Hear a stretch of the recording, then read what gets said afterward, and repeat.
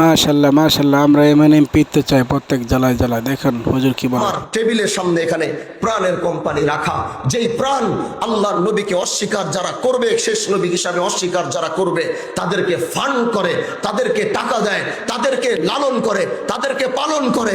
আর আমি খতমে নবুয়তের কথা বলছি, আমার টেবিলের পাশে এই প্রাণের কোম্পানি রাখা, আমার টেবিলের পাশে এই প্রাণের কোম্পানি রাখা। বাংলার 95% মুসলমানের দেশে খতমে নবুয়তকে বিশ্বাস করবে না। ঠিক, তারা 100% ঠিক, সত্য কথা, ঠিক কথা, ঠিক। পাগড়ি নিয়ে, আমাদের মতো টুপি নিয়ে তারা চলবে। এটা ভারতে সম্ভব, কিন্তু এটা বাংলাদেশে সম্ভব না। এটা দিল্লিতে সম্ভব, এটা ঢাকায় সম্ভব না।